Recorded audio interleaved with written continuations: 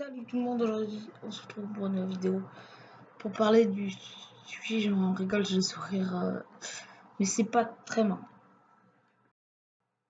Tout fin de compte, enfin, faut rien dire, mais en fin de compte, en tournant une vidéo, je poussais des coups de gueule et tout ça. Mais je me suis dit, autant faire une vidéo posée et pas mettre ma déception, ma rage, le transfert de Gasly. Donc oui, cette vidéo portera, comme vous avez vu sur le titre, sur le transfert de Gasly. Surtout, on va retracer depuis la Super Formula, on va dire, entre guillemets. Enfin, moi, depuis la F1, je sais juste qu'il a fait la Super Formula, qu'il a fait du karting en Normandie. On va retracer cette histoire et on va retracer les éventuelles possibilités plus tard de transfert et tout ça. Cette vidéo va durer assez longtemps. Je n'essaierai de pas faire beaucoup, mais voilà. En tout cas, on se retrouve pour la suite. Pierre Gasly commence, enfin, après être en Super Formula haute tenue de la marque autrichienne.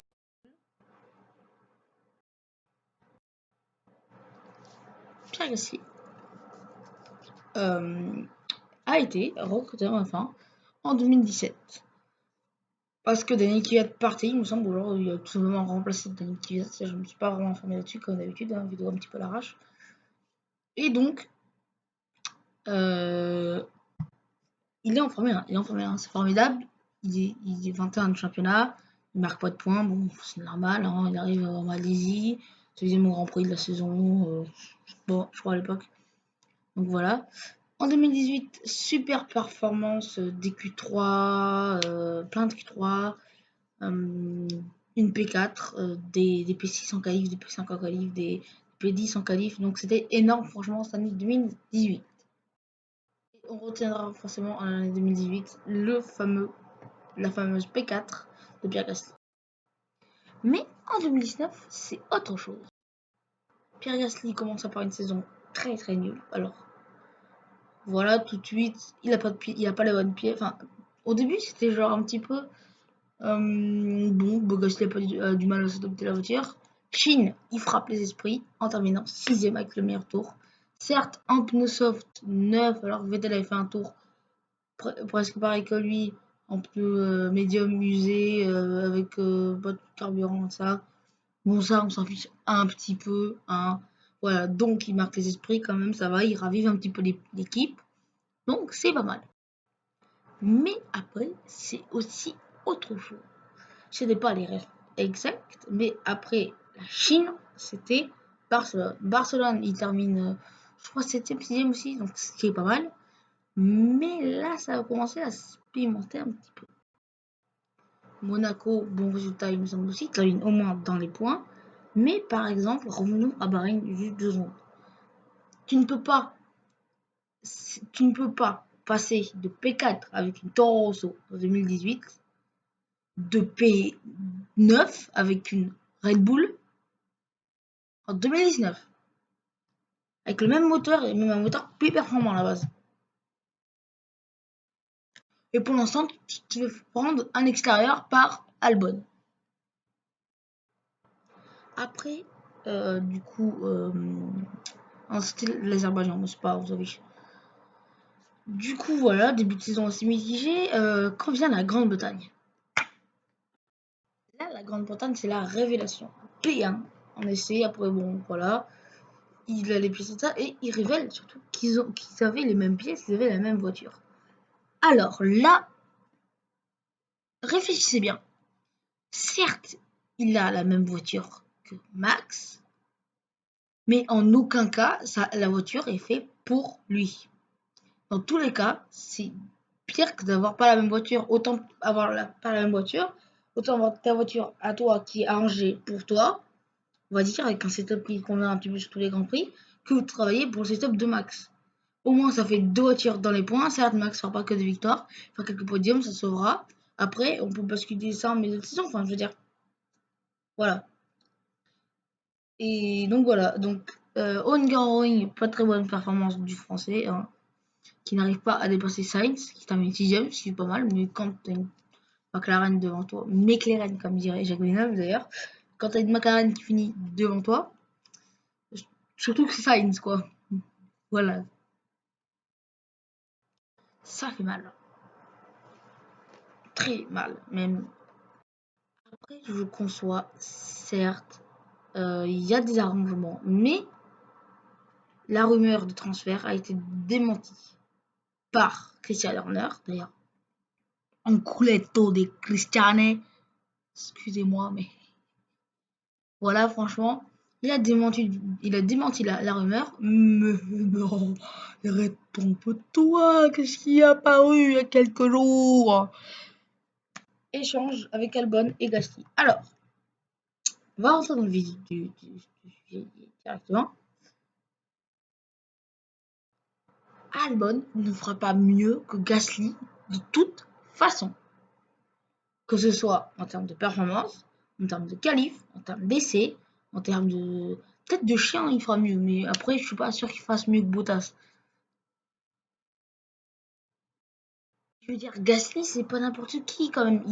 Même si.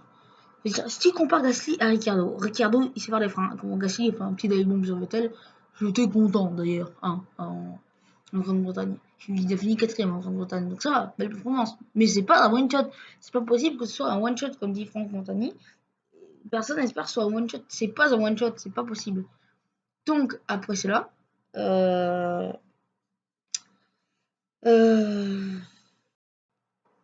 donc je disais que Albon, dans tous les cas, ne fera pas mieux. En fait, c'est pas comme si, tu vois, alors Ricardo et Gasly sont très différents. Ricardo a beaucoup d'expérience, il a plus de 2012 quand même, et Gasly a pas beaucoup d'expérience, il a fait une demi-saison chez Toro Rosso, puis il s'est barré chez Red Bull.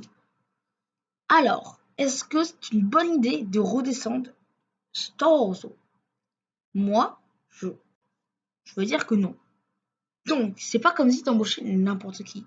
Gasly, c'est un pilote plus expérimenté qu'Albon. Certes, il fait des moins bons résultats, mais là, on verra bien. On verra bien qui claquera des meilleurs résultats qu'Albon. Parce que je suis sûr que Toro Rosso, l'écurie ne tourne pas autour de Kvyat. Hein. Ah non, non, non, elle tourne autour des deux. Ils essayent de prendre un bon gros truc comme ça.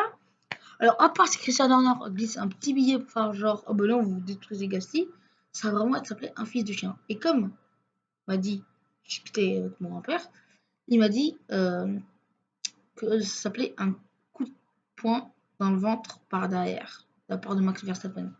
Parce que faut pas oublier que Max Verstappen, lui, il dirige l'écurie, lui c'est Christian Horner, le mec. Donc, c'est sûrement lui qui a décidé en grande partie. En tout cas, j'ai envie de faire une dédicace à tous ceux qui ont transféré Gasly. Allez bien vous faire transfert ton Pierre Gasly. Voilà quoi. Très clairement, bien vous faire un mur. Voilà. Donc, là j'ai vieux. Donc, oui, on va revenir à Albon Gasly et la comparaison. Si Albon fait mieux sur 3 premières courses, ça one shot. Parce qu'il se dit, on va garder la même voiture, allez, on va laisser Gasly un petit peu en train de pleurer, et on verra bien qui claquera en extérieur sur Albon cette fois. Alors Albon, moi, moi j'aime bien Albon, j'aime bien. Mais après, là maintenant c'est autre chose. Enfin lui il est pour rien, il a pour rien le pauvre. Enfin, je veux dire, il y a un blanc qui vont cracher la gueule, mais il est pour rien. Désolé, il n'y est pour rien. Mais bon, quand même, il faut avoir une comparaison, en fait, il faut avoir un regard extérieur sur la situation. Je vais faire ce regard extérieur qui compare Albon à enfin, je veux dire, qui fait la part des deux. C'est logique en termes de performance. Si t'as une écurie comme Toro, si t'es une écurie comme Toro Rosso, qui avantage, on va dire, les deux pilotes, ils essaient d'avantager les deux, mais c'est comme le premier pilote est quand même le premier pilote, donc c'est lui qui a les pièces en premier, ça.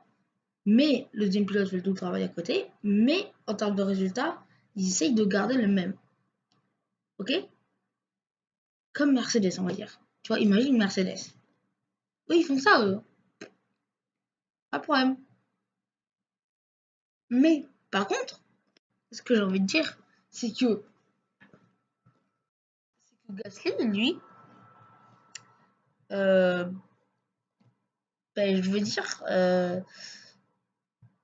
avec la Toro Rosso, il va peut-être faire mieux qu'Albon parce que si tu vois comment Red Bull se comporte, alors Toro Rosso, par exemple, c'est le meilleur exemple.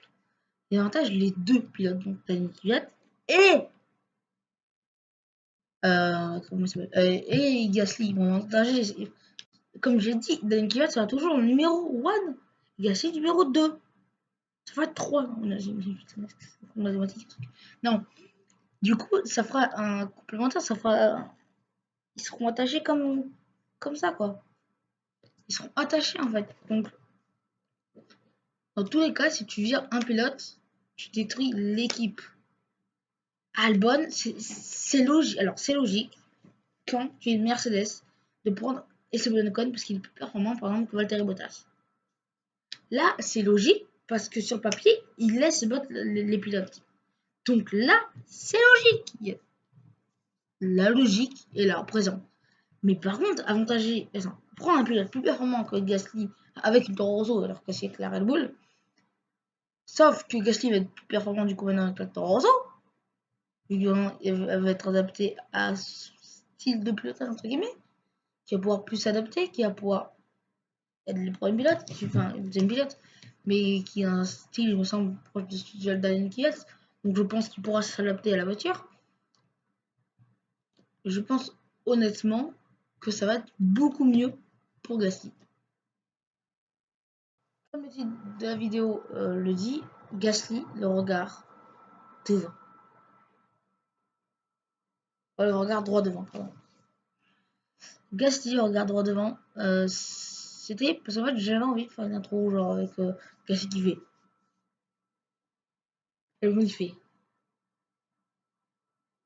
Tu vois, enfin genre tu fais genre une petite souris comme ça. Et t'as dit que je voulais genre prendre une photo de Max Verstappen, tu vois.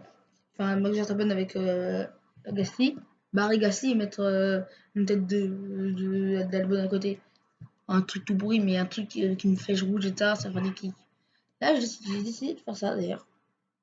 Parce que je trouve déjà que c'est plus naturel, c'est plus joli. Et donc voilà, ce sera la fin de cette vidéo marquée. Et du coup, le regardeur devant, ça veut dire qu'il va essayer d'aller regarder tout là-bas. Et d'ailleurs, bravo à celui qui a créé cette œuvre, même sur ordinateur, c'est très beau. Que vous verrez là, normalement, si vous cliquez là. Enfin, non, c'est pas la notation, c'est dans la miniature, elle est là. Et du coup, merci Race Fans. Je sais pas si tu tombes sur la vidéo, mais en tout cas, me strike ou pas s'il te plaît. Thank you Race Fans for pictures. Merci pour tes photos d'ailleurs. Je suis obligé de dire en anglais si tu tombes sur la vidéo. Non, mais c'est voilà. Je suis pas là anglais, n'empêche. Un bel accent. Donc voilà, cette vidéo, je vais faire un petit peu en move triste, comme s'il quittait la Formule 1 en fait, comme s'il était mort d'ailleurs. Mais non, j'espère que non. J'espère qu'il va pouvoir montrer qu'il peut être là et qu'il peut s'affirmer en tant que pilote. Et j'espère que ça va être beaucoup mieux avec Daniel Kvyat. En tout cas, j'espère qu'il aura bien le regard bien devant, qu'il va être bien derrière ses rétroviseurs à Max. Même à Albon, en fait, j'aimerais bien que genre Albon, que Gasly voie Albon dans ses rétroviseurs, tu vois. Parce que voilà, ce serait intéressant, n'empêche. Mais après, Albon peut faire des meilleures courses au début de saison. Et après, ils vont tuer. Hein. Ils vont dire juste qu'ils n'arrivent pas à s'adapter là. De toute façon, Red Bull trouvera une excuse quoi qu'il arrive. Donc voilà, vous ne prenez pas, vous n'insultez pas Gasly, insultez pas Albon, ça sert absolument à rien. D'ailleurs, petite pensée à Joan Zarco aussi. Ça fait quand même 2 pilotes. Red Bull, hein. Ça fait quand même 2 pilotes Red Bull qui sont transférés, quoi. Ah oui, il y a un contrat qui est avec l'écurie mais du coup. Donc voilà, j'espère que cette vidéo vous aura plu. Mettez un like. Oui, faites-le. S'il vous plaît, c'est pour l'encouragement. Mettez un like. Abonnez-vous. Activez la cloche. Mais tout. Parce que maintenant, ouais, tout. Donc voilà, cette vidéo. Oui, je fais pas beaucoup de vidéos. Même si je pourrais là, en fait. Ça sert à rien, je préfère profiter de mes vacances. Ciao tout le monde. Peace.